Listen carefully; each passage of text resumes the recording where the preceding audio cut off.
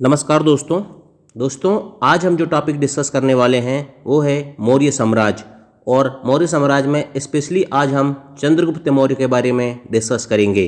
तो आइए स्टार्ट करते हैं। देखिए, मौर्य साम्राज्य जो है दोस्तों, भारत का मुक्तिदाता, क्या भारत का मुक्तिदाता मौर्य साम्राज्य को कहा जाता है। क्या कहा जाता है? भारत का मुक्तिदाता मौर्य साम्राज्य को कहा जाता है। और जो मौर्य साम्राज्य का संस्थापक था वो कौन था? चंद्रगुप्त मौर्य था। कौन था? मौर्य समाज का संस्थापक चंद्रगुप्त मौर्य था, जिसका शासनकाल दोस्तों 322 बीसी से लेके 298 बीसी तक रहता है।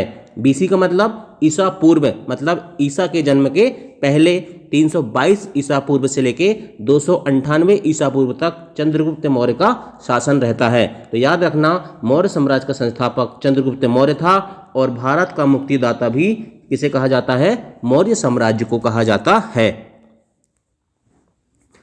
अब नेक्स्ट डिस्कस करते हैं दोस्तों हम कि आखिर मौर्यों की उत्पत्ति कैसे हुई, मौर्य कौन थे, इसके बारे में हम जानने का प्रयास करेंगे। देखिए दोस्तों, जो ब्राह्मण साहित्य और पुराण होते हैं, ठीक है, ब्राह्मण साहित्य पुराण, उसमें क्या कहा गया है मौर्यों को कि मौर्य कौन थे? शूद्र थे। जो मुद्रा राक्षस किताब है दोस्तों, जिसकी रचना विशाखदत्त ने की है, उसमें भी मौर्यों को शूद्र कहा गया है। विष्णु पुराण में भी मौर्यों को शूद्र कहा गया है। और बृहत कथा मंजरी पुस्तक दोस्तों, जिसके लेखक है क्षेमेंद्र, उन्होंने भी मौर्यों को शूद्र कहा है। और कथा सरित सागर, जिसकी रचना सोमदेव ने की है, उन्होंने भी मौर्यों को शूद्र कहा है।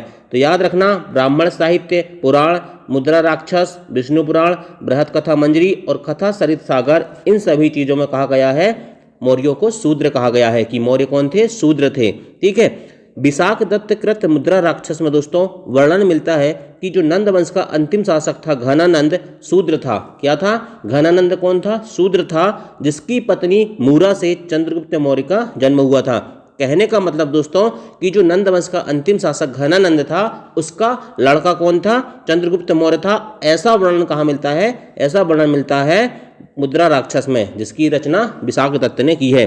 अब दोस्तों 100 बातों की एक बात है दोस्तों, जितने भी हिंदू ग्रंथ हैं उसमें मौर्यों को शूद्र माना गया है। क्या माना गया है हिंदू ग्रंथों में? हिंदू ग्रंथों में मौर्यों को शूद्र माना गया है। ठीक है, आगे डिस्कस करते हैं। अब देखिए दोस्तों, जो बौद्ध स्रोत है, ठीक है, बौद्ध स्रोत की एक किताब है दोस्तों, दिव्यवदान। कौन सी किताब? दिव्यवदान। दिव्यवदान में दोस्तों बिंदुसार और अशोक का वर्णन मिलता है, ठीक है, जिसमें उन्हें क्या कहा गया है? क्षत्रिय कहा गया है। क्या कहा गया है? कि मौर्य कौन थे? क्षत्रिय थे। इसी प्रकार से दोस्तों जैन स्रोत में भी क्या कहा गया है? क्षत्रिय कहा गया है। हेमचंद्र द्वारा लिखित एक पुस्तक है दोस्तों, परिशिष्ट पर्वन, ठीक है, उसमें क्या कहा गया है? कि मौर्य जो थे वो जैन थे। ठीक है, परिशिष्ट पर्वन में कहा गया है दोस्तों कि जो मौर्य थे वो मोर पालने वाले थे। कौन थे? मोर पालने वाले थे, इसलिए उनका नाम मौर्य पड़ा। ठीक है, और एक प्रसिद्ध व्यक्ति हो दोस्तों गुणबिडेल, उन्होंने जो मौर्य वंश था उसका राष्ट्रीय चिन्ह किसे बताया? मोर को बताया है। ठीक है, और सर्वाधिक मान्य मत भी यही है दोस्तों कि मौर्य कौन थे? क्षत्रिय थे। ठीक है, नेक्स्ट देखते हैं। अब हमें दोस्तों मौर्य साम्राज्य की जो जानकारी है वो कहाँ से मिलती है, मतलब मौर्य साम्राज्य की जानकारी के स्रोत कौन कौन से हैं, तो उनके बारे में हम थोड़ा देख लेते हैं। देखिए दोस्तों, बौद्ध ग्रंथ और जैन ग्रंथ से हमें मौर्य साम्राज्य की जानकारी मिलती है। ठीक है, जो चाणक्य थे दोस्तों, उनके अर्थशास्त्र से हमें मिलती है मौर्य साम्राज्य की जानकारी। विशाखदत्त की मुद्रा राक्षस से, मेगास्थनीज की इंडिका से, अशोक के अभिलेखों से, रुद्रदामन के जूनागढ़ अभिलेख से और जस्टिन प्लूटार्क और एरियन जैसे महान व्यक्तियों के मतों से हमें मौर्य साम्राज्य की जानकारी मिलती है। ठीक है, नेक्स्ट देखते हैं। अब जान लेते हैं दोस्तों कि उस समय की सामाजिक स्थिति क्या थी। ठीक है, तो क्या होता है दोस्तों, 323 ईसा पूर्व में बेबीलोन में सिकंदर की मृत्यु हो जाती है। ठीक है, क्या हो जाती है? सिकंदर की मृत्यु 323 ईसा पूर्व में बेबीलोन में हो जाती है। उसकी मृत्यु के बाद क्या होता है दोस्तों? राज्य के बंटवारा के लिए, किसके लिए?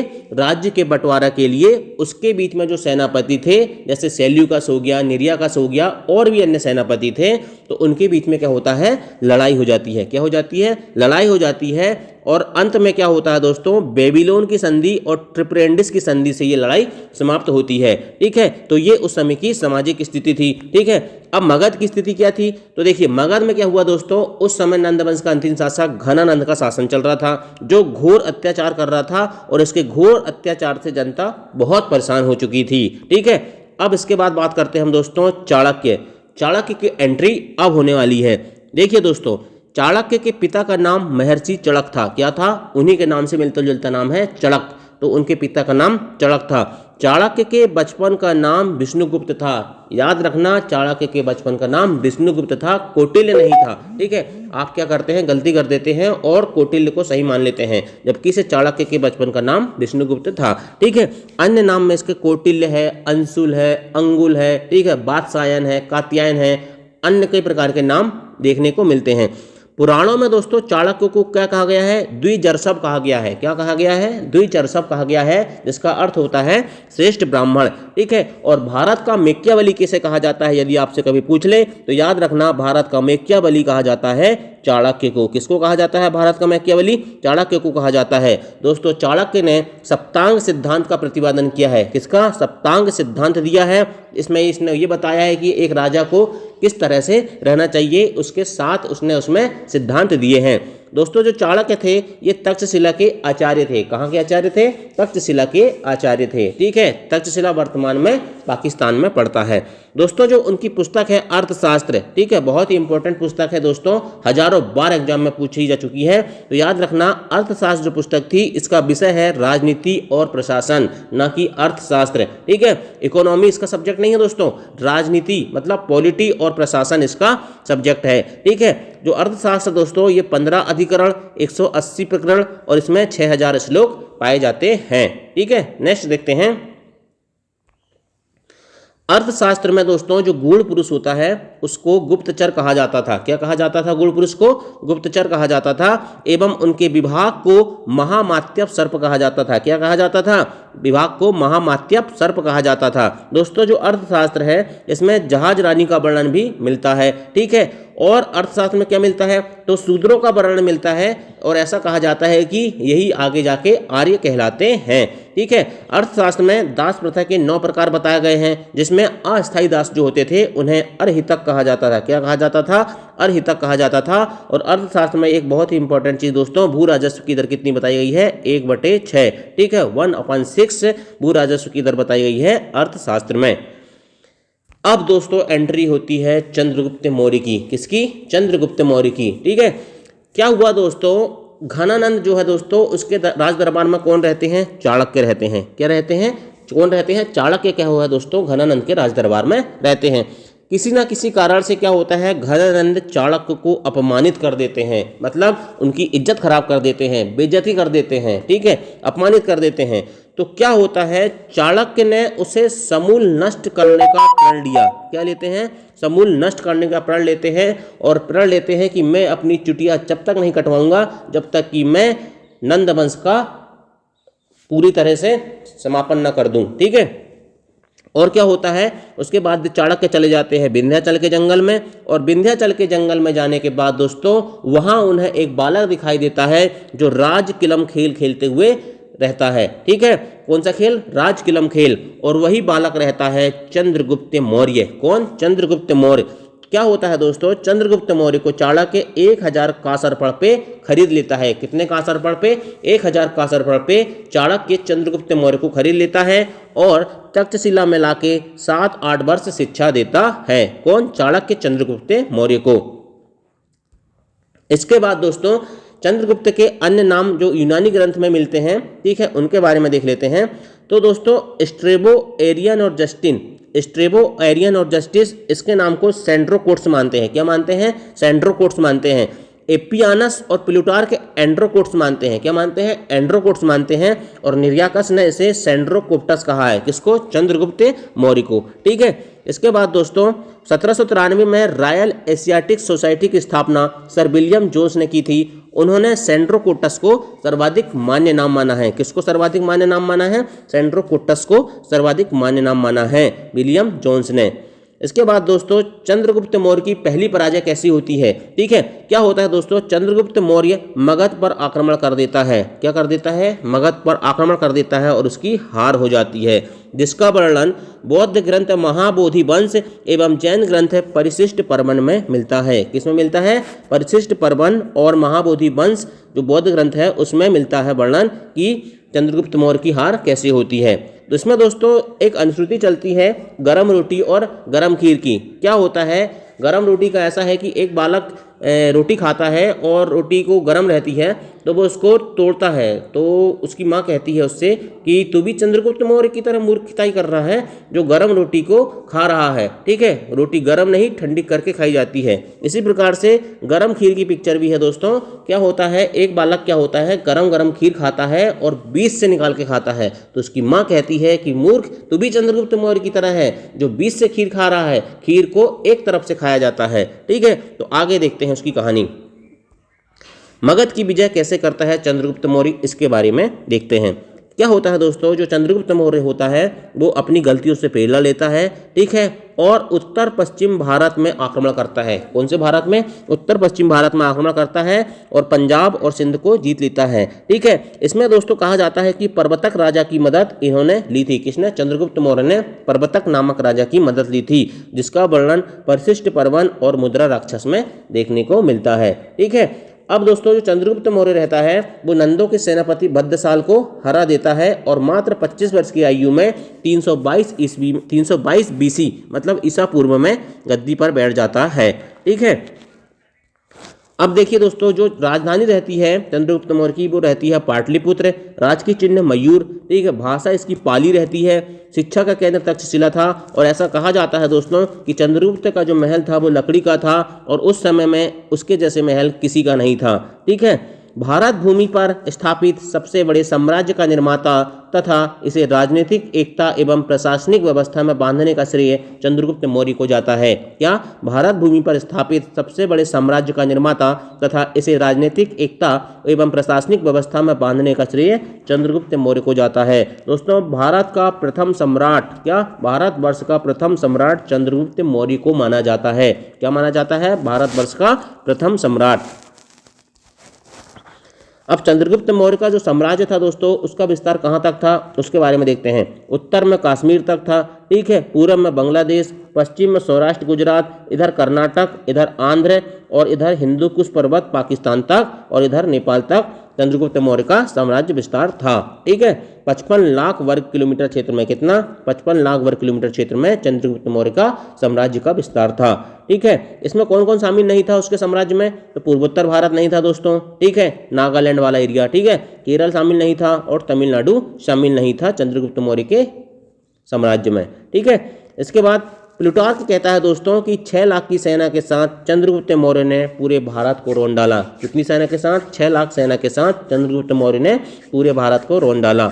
मेगास्थनीज ने अपनी पुस्तक में वर्णन किया है दोस्तों कि पाटलिपुत्र को उस समय पालीप्रोथा के नाम से जाना जाता था। किसके नाम से जाना जाता था?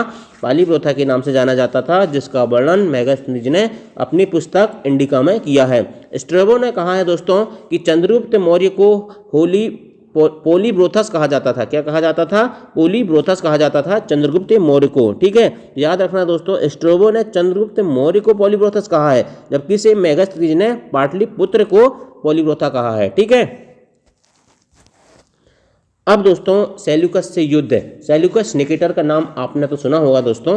तो सेल्यूकस निकेटर से इसका युद्ध होता है 304-305 BC में, मतलब 304-305 ईसा पूर्व में इसका युद्ध होता है। ठीक है, क्या होता है दोस्तों, सिकंदर की मृत्यु के बाद, ठीक है, सिकंदर की मृत्यु के बाद बेबीलोन का राजा कौन बन जाता है? सेल्यूकस बन जाता है और बैक्ट्रिया को अपने अधिकार में ले लेता है। ठीक है, सेल्यूकस के मन में सिकंदर के आधे काम को पूरा करने की इच्छा जागती है। कौन सी इच्छा? विश्व विजय, यानी कि पूरे विश्व को जीतना चाहता था। तो वो कहता है कि सेल्यूकस सोचता है मन में कि सिकंदर तो नहीं जीत पाया, अब उस काम को मैं पूरा करूंगा। तो क्या होता है, काबुल और सिंधु नदी के मार्ग से आ जाता है कहाँ? चंद्रगुप्त मौर्य के सामने और भयंकर युद्ध होता है। क्या लगता है आपको क्या होगा, कौन जीतेगा? तो उसकी कहानी को जानने के लिए देखते हैं नेक्स्ट टॉपिक। दोस्तों, भयंकर युद्ध होता है चंद्रगुप्त मौर्य और सेल्यूकस निकेटर के बीच में और सेल्यूकस हार जाता है। क्या? सेल्यूकस हार जाता है। विश्व विजय की चाह को लेकर ये चलता है, परंतु चंद्रगुप्त मौर्य से हार जाता है और 303 BC में एक संधि होती है चंद्रगुप्त मौर्य और सेल्यूकस के बीच में, जिसमें 4 क्षेत्र हेरात, कंधार, मकरान और काबुल, ठीक है, किसको देना पड़ता है? चंद्रगुप्त मौर्य को देना पड़ता है, सेल्यूकस निकेटर को, और अपनी पुत्री हेलेना का विवाह चंद्रगुप्त मौर्य से करना पड़ता है और एक राजदूत राजदूत को भी दोस्तों कहाँ पहुंचाना पड़ता है? चंद्रगुप्त मौर्य के दरबार में। राजदूत गाड़ी नहीं है दोस्तों, ठीक है, एक साहित्यकार होता है, ठीक है। पुराने जमाने में साहित्यकार जो होते थे उन्हें राजदूत कहा जाता था, ठीक है। दोस्तों मेगास्थनीज ने इंडिका की रचना की है, ठीक है, और 304 बीसी से लेके 299 बीसी, क्या 304 बीसी से लेके 299 बीसी के बीच का वर्णन मिलता है, ठीक है। तो मेगास्थनीज की इंडिका में वर्णन मिलता है कि चंद्रगुप्त के चारों ओर सशस्त्र महिलाएं रहती थी जिन्हें अंगरक्षक कहा जाता था। क्या? अंगरक्षक कहा जाता था। जो मेगास्थनीज की इंडिका है उसमें ऐसा वर्णन मिलता है, मतलब चंद्रगुप्त मौर्य के चारों ओर महिलाएं रहती थी और शस्त्र रखी रहती थी, उनको क्या कहा जाता था? अंगरक्षक कहा जाता था, ठीक है। इंडिका में वर्णन मिलता है दोस्तों कि प्रशासन उस समय 6 समितियों में बटा था, सेना भी 6 समिति में बटी थी, राजस्व की दर 1/6 थी, ठीक है। उत्तरापथ का वर्णन देखने को मिलता है इसमें, ठीक है, और सोने की खान दर्दिस्तान कश्मीर, क्या दर्दिस्तान कश्मीर का वर्णन भी इंडिका में देखने को मिलता है।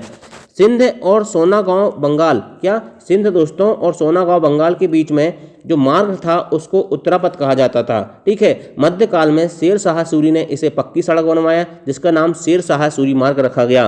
ब्रिटिश गवर्नर जनरल ऑकलैंड ने इसका नाम क्या रख दिया था? जीटी रोड कर दिया था, ठीक है। तो याद रखना दोस्तों, जो जीटी रोड है उसका इतिहास कहाँ से शुरू होता है? चंद्रगुप्त मौर्य से शुरू होता है। दोस्तों जो इंडिका है इसमें कुछ और वर्णन मिलता है, ठीक है। जो नेगेटिव पॉइंट है इसमें ये कहता है कि 7 जातियां थी, ठीक है, और अकाल नहीं पड़ा था और दास प्रथा नहीं थी, जबकि इसे 7 जातियां नहीं 4 जातियां होती थी और अकाल पड़ा था और दास प्रथा उस समय प्रचलित थी। रुद्रदामन के जूनागढ़ अभिलेख से चंद्रगुप्त मौर्य और अशोक दोनों की जानकारी मिलती है। किससे? चंद्रगुप्त मौर्य और अशोक दोनों की जानकारी रुद्रदामन के जूनागढ़ अभिलेख से मिलती है। सुदर्शन झील सौराष्ट्र का निर्माण चंद्रगुप्त मौर्य ने करवाया था। क्या? सुदर्शन झील जो दोस्तों सौराष्ट्र गुजरात में है उसका निर्माण चंद्रगुप्त मौर्य ने करवाया था। स्थूलबुद्ध के नेतृत्व में प्रथम जैन संगीति पाटलिपुत्र में हुई थी। कहाँ हुई थी? पाटलिपुत्र में हुई थी, जो चंद्रगुप्त मौर्य की राजधानी थी। वृद्धावस्था में चंद्रगुप्त मौर्य ने जैन मुनि भद्रभाहु से दीक्षा ली। क्वेश्चन पूछा जाएगा दोस्तों कि वृद्धावस्था में चंद्रगुप्त मौर्य ने किससे शिक्षा ली? तो जो डिटेल से पढ़ा है वो आंसर बता देगा और जो नहीं पढ़ा है वो कुछ नहीं कर पाएगा, ठीक है। चंद्रगुप्त मौर्य ने 298 बीसी में अपने पुत्र शीर्षसेन को गद्दी पर बिठा दिया। किसको बिठा दिया? शीर्षसेन को। यदि आपसे पूछा जाए कि चंद्रगुप्त मौर्य के बाद गद्दी पर कौन बैठा तो आप आंसर लगाओगे बिंदुसार और ऑप्शन क्या होगा? शीर्षसेन। तो आप वहीं पर निपट जाओगे, ठीक है। तो चंद्रगुप्त मौर्य के बाद गद्दी पर कौन बैठता है? शीर्षसेन बैठता है। और चंद्रगिरी की पहाड़ी में श्रवणबेलगोला नामक स्थान पर संलेखना विधि से चंद्रगुप्त अपने प्राण त्याग देता है। तो ये संलेखना विधि क्या होती है दोस्तों? संलेखना विधि क्या होता है? इसमें जो जैन धर्म रहता है उसमें क्या होता है कि बिना कुछ खाए पिए क्या करते हैं? तपस्या में बैठ जाते हैं और एक समय ऐसा आता है जब प्राण अपने आप निकल जाते हैं। तो ये होती है संलेखना विधि। इस प्रकार से दोस्तों आज हमने मौर्य साम्राज्य का टॉपिक स्टार्ट किए हैं, ठीक है, और चंद्रगुप्त मौर्य के बारे में पढ़ लिए। अब हम जो नेक्स्ट वीडियो पढ़ेंगे दोस्तों वो पढ़ेंगे हम बिंदुसार के बारे में, ठीक है। तो आज का वीडियो कैसा लगा कमेंट करके बताएं और यदि पसंद आया तो लाइक करें और चैनल को सब्सक्राइब करें। Thank you.